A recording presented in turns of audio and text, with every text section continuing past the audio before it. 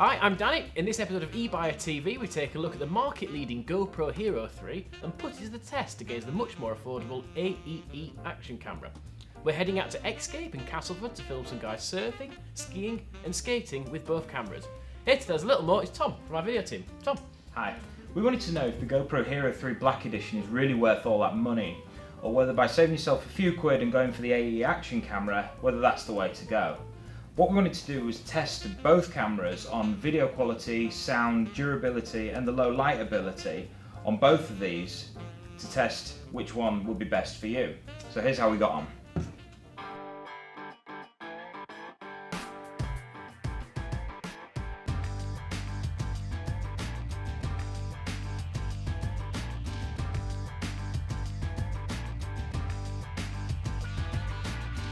We're with Adam from Snowzone, who's going to test us out some of the cameras on the slope. Adam, good luck, mate.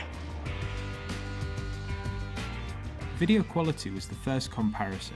We used a chest harness to give a point of view of our snowboarder. The test wasn't that successful as the AEE wasn't well attached to the harness. This was our fault though, not the camera's.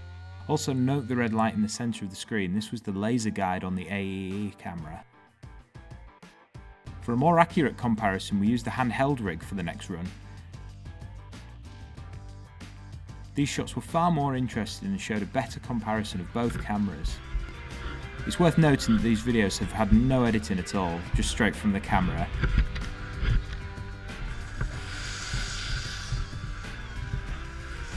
The GoPro seems sharper but more washed out, whereas the AEE was well saturated but struggles with some of the glare from the lights.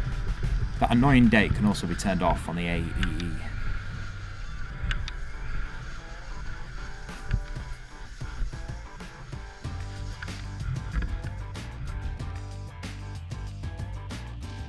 For the final run, we gave the slow motion a go.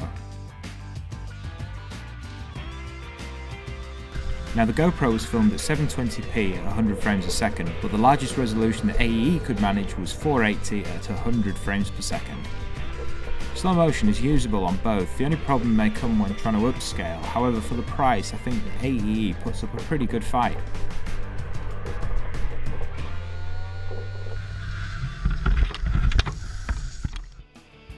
We next headed over to the Flow House to film some indoor surfing. This was the ideal place to try out the camera's waterproofing and sound capability when talking over the loud rushing water. Both cameras come with some chunky housing that has no problem dealing with being battered by the waves. We fully submerged them both and no water leaked into any, apart from the AEE showed a bit of condensation on the lens, probably more due to the fact that they'd just come from the -5 ski slopes.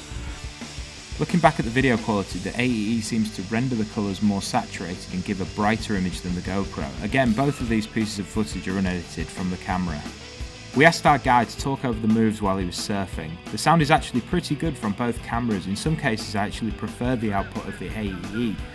But here's both so you can make your own mind up about which you prefer. Frontside 360. Backside 360. Sail fly.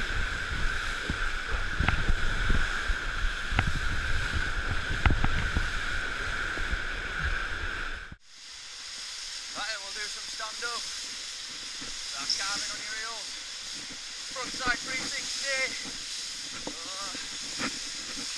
backside 360, tail fly,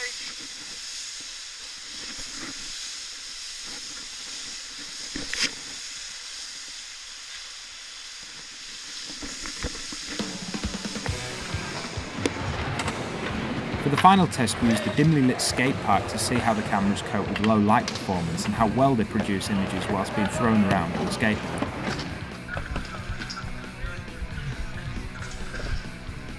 We used the harness again to see if we could get any better results this time, but the outcome was still pretty biased to the GoPro as the rig really wasn't intended for use with the AEE.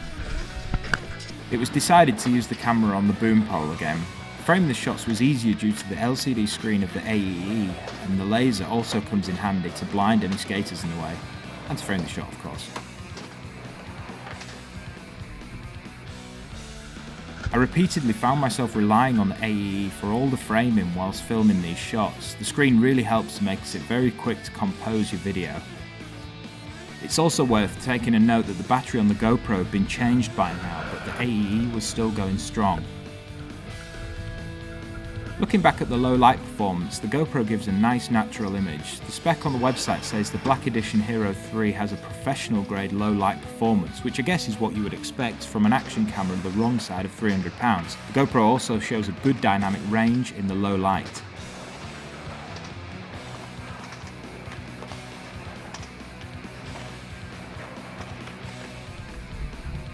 The AEE again gives more saturated image without any colour grading, but it is a brighter, warmer image. The lights on the roof have some weird glare coming from them, but I think this could be down to the plastic housing rather than the camera itself. Overall, considering this camera is about £200 cheaper, the difference isn't massive. The dynamic range could be a bit better, as some of the dark areas seem to lose detail.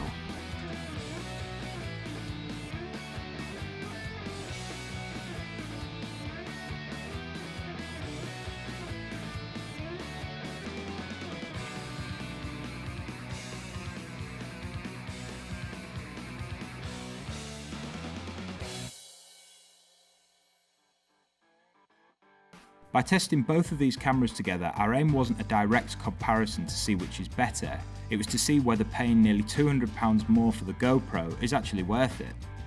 Both cameras performed well in the test, demonstrating nice images in low light and in the water and whilst being shaken about. The GoPro did produce a more crisper picture, but then you have to ask yourself, do you really need 4K recording?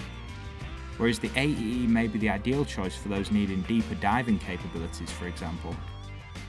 The AEE comes standard with a remote, laser sight, extra battery, a variety of mounts and an LCD screen. It's nice because you can play back videos you've just recorded. These features make it the ideal all-in-one package to get started making action videos, or for someone who is looking to get the most for their money, whereas the GoPro only includes a remote and a sticky mount, all the rest we had to buy, which further pushes up the cost. If you're looking to get started in the world of action cameras and you don't want to break the bank doing so, then the AEE is the obvious choice. It includes all you'll need to get started making your videos. However, if you do crave the razor sharpness of the 4K images and don't mind spending the dollars to get it, then you've probably already made your choice.